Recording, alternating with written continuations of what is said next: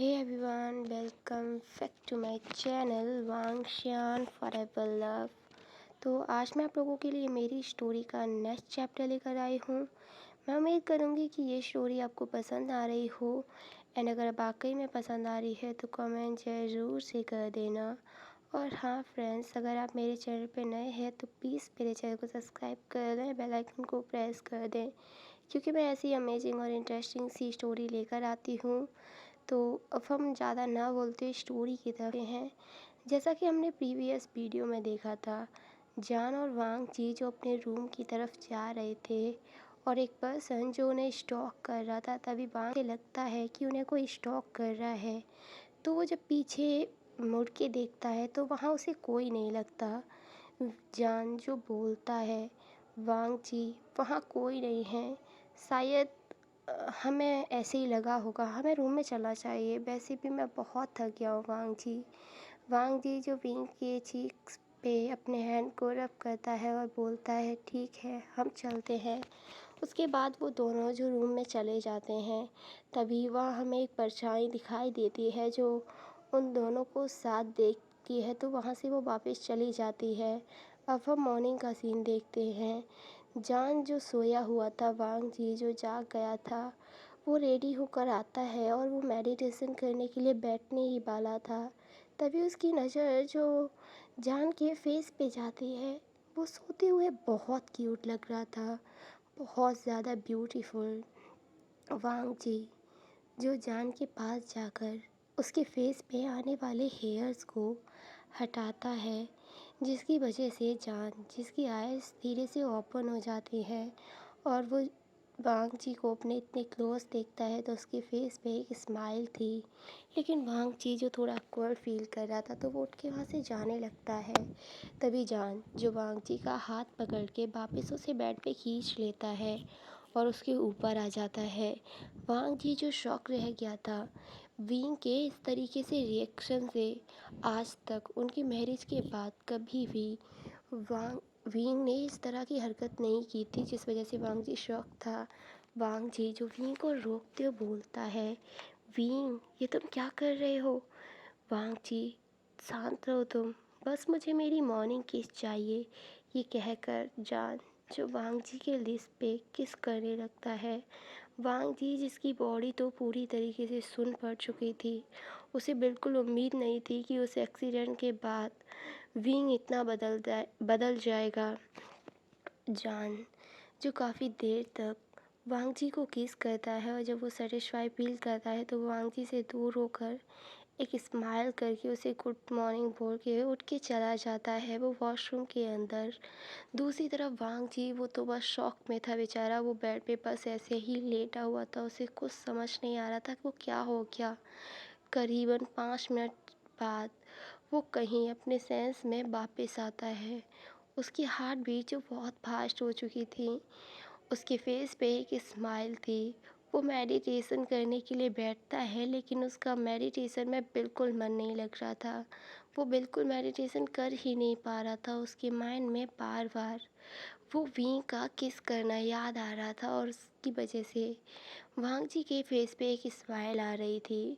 करीबन 20 मिनट बाद जान जो बाथरूम से बाहर आता है, उसने बाथरोब पहना हुआ था और उसमें जान जो बहुत सुंदर लग रहा था।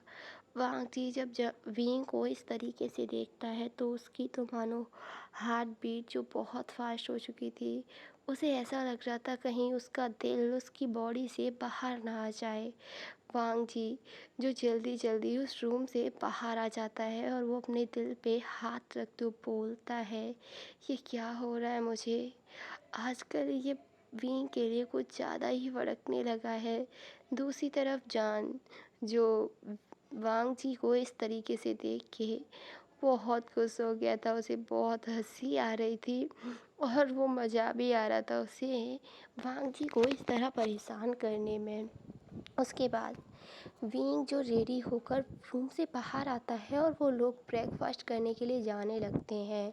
वो लोग जब ब्रेकफास्ट करके वापस आ रहे थे तो वांग जी जो विंग से बोलता है, विंग मुझे थोड़ा वर्क है, तुम रूम में चले जाओ, मैं अपना काम करके वापस आ जाऊँगा। ठीक है वांग जी, मैं थोड़ी देर में चला जाऊँगा। मुझे गार्डन में थोड़ी देर टहलना है। वींग, तुम वहाँ अकेले जाओगे? अगर कोई भी प्रॉब्लम होती है तो मुझे बता देना।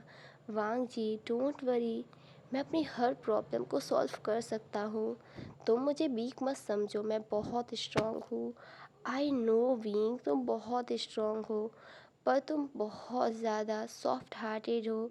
तुम उन लोगों को भी माफ़ कर देते हो जो तुम्हारे साथ गलत करते हो, और वो उसका यूज़ कर लेते हैं तुम्हारे खिलाफ़। तो मैं बस यही चाहता हूँ कि तुम खुद का ख्याल रखो और कोई भी ट्रबल क्रिएट ना हो। ठीक है, ओके। तुम भी ना अपने अंकल की तरह बातें करने लग गए हो। पहले ही उन्होंने मेरे ऊपर इतने सारे रूल लागू किए हुए हैं, और तुम भी। ओके ओके, गुस्सा मत हो, चले जाओ गार्डन में। उसके बाद वो दोनों जो एक दूसरे की तरफ देख के स्माइल करते हैं।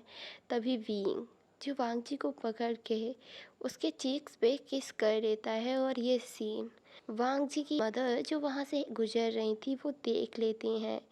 उनकी तो मतलब बहुत गुस्सा आ रहा था उन्हें वींग को इस तरीके से अपने बेटे के करीब देखकर।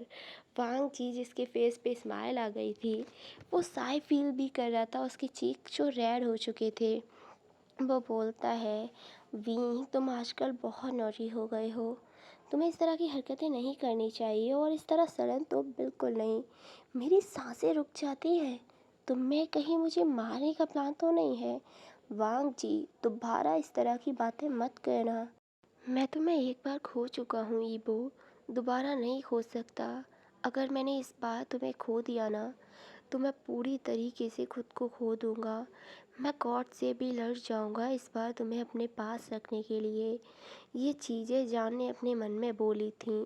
उसके बाद जान जो वांग जी की तरफ एक स्माइल करते हुए बोलता है, वांग जी, मैंने तुम्हें एक बार खोया है, दोबारा नहीं खो सकता। इस बार मैं तुमसे बहुत प्यार करना चाहता हूँ। किसी भी कीमत पे तुम्हें अपने पास रखना चाहता हूँ। इसलिए डोंट वरी, मैं तुम्हें मारने की कोशिश नहीं कर रहा हूँ। तभी वांग जी जो बोलता है, वींग आजकल तुम्हारी बातें मुझे समझ नहीं आती हैं, पर कोई बात नहीं, मैं समझ जाऊँगा धीरे धीरे। अभी के लिए तुम जाओ, वहाँ टहलना, पर किसी से ज़्यादा बातें मत करना। ओके, मैं जाऊँ? ठीक है, जाओ, मैं भी यहाँ से जा रहा हूँ, मुझे भी लेट हो रहा है। ये कहकर वांग जी जो लाइब्रेरी की तरफ चला जाता है। उसे कुछ पेपर वर्क करना था। जब जान पीछे मुड़ के देखता है तो वह वांग जी की मदर खड़ी हुई थी, और उन्हें देखकर वांग जी वींग के फेस पे एक स्माइल थी, एक नॉटी, एक शरारती सी स्माइल। जान जो वांग जी की मदर के पास जाकर बोलता है, हेलो मदर इन लॉ, मुझे लगता है आपकी नाइट बहुत अच्छी गुजरी थी। पनिशमेंट हॉल के बाहर वो उन्हें चिढ़ा रहा था। बींग वांग जी की मदर जो बोलती हैं, विभूषियान, आजकल तुम कुछ ज़्यादा ही हवा में उड़ने लगे हो, पर डोंट वरी, बहुत जल्द मैं तुम्हारे पर काट दूंगी। ओहो मदर-इन-लॉ, आपको इस एज में इतना गुस्सा नहीं करना चाहिए। आपकी तबीयत खराब हो जाएगी ना। और वैसे भी मैं पिंजरों में रहने वाला कोई मामूली बर्ड नहीं हूँ। आसमान में, खुले आसमान में उड़ने वाला बाज हूँ, जिसे कोई कैद करना तो दूर की बात है, उसे छू भी नहीं सकता। तो आप अपनी हद में रहा करें। और वैसे भी आपकी बूढ़ी हड्डियाँ ना मेरे टॉर्चर को बर्दाश्त नहीं कर पाएंगी, तो आप मेरे रास्ते में ना आए तो वही अच्छा है। उसके बाद जान जो स्माइल करते हुए बोलता है, वैसे भी मदर लॉ, मैं थक गया हूँ, मैं गार्डन में जा रहा हूँ ताकि खुली हवा ले सके। वैसे भी इस पैलेस का एनवायरनमेंट आपकी वजह से बहुत बुरा हो चुका है। ये कहकर जान जो उनकी तरफ देखते हुए एक ईविल सी स्माइल करता है और वहाँ से चला जाता है। दूसरी तरफ वांग जी की मदर वो तो गुस्से में तिलमिला उठती हैं। उन्हें समझ ही नहीं आ रहा था कि वींग अचानक से इतना कैसे बदल गया। जो पर्सन उनकी तरफ आँख उठाकर नहीं देखता, वो आज उनसे जुबान लड़ा रहा है, उनसे इस तरह बातें कर रहा है। डरना तो बहुत दूर की बड़ी बात है। तभी एक दासी जो बोलती है, महारानी, मुझे लगता है विभूषियान के अंदर कोई आत्मा घुस गई है। तभी महारानी जो वांग जी की मदर थी वो उस लड़की को एक स्लैप लगाते हुए बोलती हैं, ऐसा कुछ भी नहीं होता, और वैसे भी वो खुद बुरी शक्तियों को हैंडल करता है, तो उसके अंदर कोई बुरी शक्ति कैसे आ सकती है। दूसरी तरफ हम बांग जी को जान को देखते हैं, जो गार्डन में टहल रहा था। वो खुली हवा ले रहा था और महसूस कर रहा था। और दूसरी तरफ एक पर्सन जो एक ट्री के पीछे छुपा हुआ उसे देख रहा था। थोड़ी देर बाद बीइंग जो वहाँ से गायब हो गया, और वो पर्सन जो अपने चारों तरफ देखने लगता है कि आखिरकार जान कितने चला गया। तभी उस पर्सन के पीछे से उसके शोल्डर पे कोई हाथ रखते हुए बोलता है, म्या म्या, मेरी बेस्ट फ्रेंड, मुझे इस तरह स्टॉक करना तो मैं सूट नहीं करता। जब वो लड़की ये वॉइस सुनती है तो वो एकदम पीछे मुड़ के देखती है, तो बोलती है, बेबूशियान, तुम जिंदा कैसे बच गए? क्या हो क्या? तुम खुश नहीं हो मुझे जिंदा देखे? वैसे भी हम तो बेस्ट फ्रेंड्स हैं ना म्या, तो तुम्हें तो खुश होना चाहिए। बेबूशियान, मैं जानती हूँ तुमने कुछ ना कुछ तो ऐसा किया है जिसकी वजह से तुम जिंदा बच गए हो, पर क्या किया है तुमने?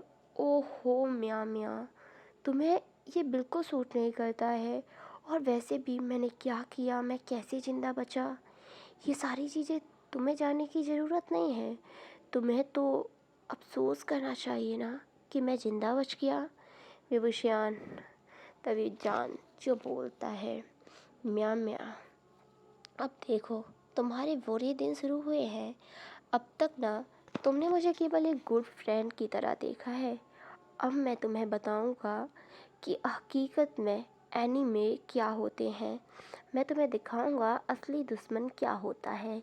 तभी म्या जो बोलती है, बेबूशियान, एक बात याद रखना, बचपन से लेकर आज तक जो चीज़ मुझे पसंद आई है ना, मैंने उसे हासिल कर लिया है, फिर उसकी कीमत चाहे कुछ भी हो।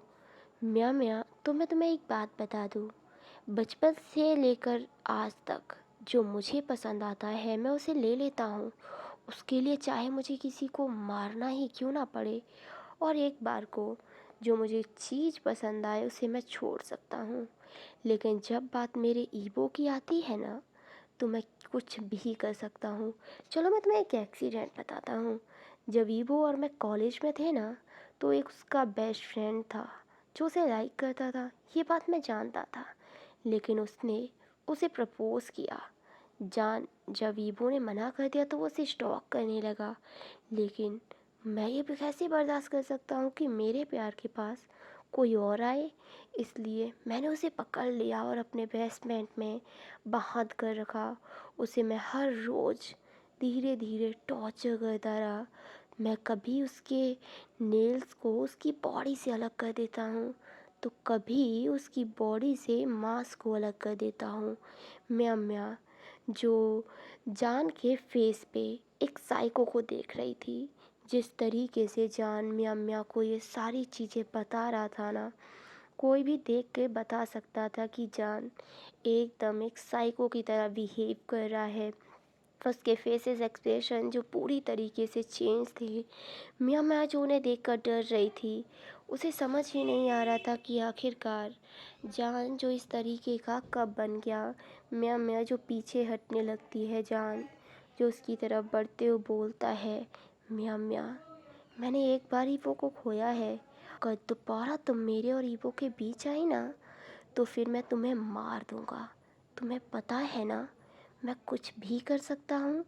ये कहते हुए जान का फेस जो बहुत डरावना लग रहा था, म्या जो बहुत डरी हुई थी, उसका फेस देख के कोई भी बता सकता था कि वो कितनी ज़्यादा डर रही है। तभी जान जो बोलता है, म्या मुझे पता है तुमने और वांग जी की मदर ने मिलके वींग को मारने की कोशिश की, लेकिन मैं ना वींग नहीं हूँ जो तुम्हारा हर टॉर्चर बर्दाश्त करता रहेगा। मैं जो हूँ ना, वो तुम्हें और महारानी को पूरी तरीके से बर्बाद कर सकता हूँ। मैं चाहूँ तो इस बात को वांग जी को बता सकता हूँ, लेकिन म्या मुझे आज तक अपने दुश्मनों को खुद सजा देने की आदत है। तो तुम्हारे साथ देखो आगे आगे क्या क्या करता हूँ मैं। और एक और इम्पोर्टेंट बात, दोबारा मुझे फॉलो मत करना।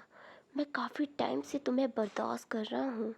मुझे नहीं पसंद मेरे और मेरे हस्बैंड के प्राइवेट टाइम को कोई डिस्टर्ब करे। ये कहकर जॉन जो वहाँ से चला जाता है। मैं जो सुन खड़ी हुई थी वहाँ, उसे बिल्कुल समझ नहीं आ रहा था कि आखिरकार विंग खुद को जान क्यों बुला रहा है, वो वांग जी को ईवो बुला रहा है। उसे कुछ भी समझ नहीं आ रहा था, वो पूरी तरीके से कंफ्यूज थी। तभी वो एक तरफ वहाँ से जाने लगती है। वो पैलेस में अंदर आकर एक पोजीशन की तरफ जाती है और एक रूम के बाहर जाकर वो लॉक नॉक करती है। तभी रूम से आवाज़ आती है, अंदर आ जाओ। जब म्या म्या अंदर जाती है तो बेड पे एक पर्सन जो बैठा हुआ था, वो पर्सन जो म्या को देखकर स्माइल करता है और बोलता है, तुम आ गई, चलो मुझे बताओ क्या अपडेट है। कोई अपडेट नहीं है। वो बहुत अजीब बिहेव कर रहा है। वो खुद के नाम तक गलत दे रहा है। मुझे समझ ही नहीं आ रहा आखिरकार क्या हुआ है। मुझे तो ऐसा लगता है जैसे उसके अंदर कोई घोस्ट घुस गया हो। उसे देखकर ऐसा लगता था जैसे वो कोई साइको हो। मुझे बहुत डर लग रहा है। मुझे लगता है हमारा प्लान कभी कामयाब नहीं होगा। लेकिन आप एक बात याद रखिएगा, अगर मुझे वांग जी नहीं मिलाना तो मैं आपकी सच्चाई वांग जी को बता दूंगी किसी भी कीमत पे। और उसके बाद वांग जी के फादर आपको इस पैलेस से ढक के मार कर निकाल देंगे।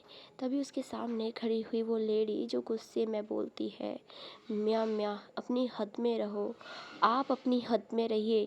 याद रखिए आपकी ज़िंदगी और आपका भविष्य मेरे हाथों है। और अगर मैंने किसी दिन गुस्से में जाकर सारी चीज़ें महाराज और लैंड को रेड को बता दी ना, तो आप जानती नहीं हैं आपके साथ क्या होगा। तो बेटर यही होगा कि कुछ ऐसा सोचिए जो बांग जी मेरा हो। अगर उसके लिए विंग को मारना भी पड़े तो मुझे फ़र्क नहीं पड़ता। म्या जो पागल थी वांग जी के लिए, वो शुरू से ही वांग जी को बहुत पसंद करती थी। लेकिन वांग जी ने विंग से शादी कर ली और उसके बाद म्या का प्यार जो पागलपन में बदल गया। तो इसी सीन के साथ ये चैप्टर ख़त्म होता है। तो मिलेंगे इसके नेक्स्ट चैप्टर में, तब तक के लिए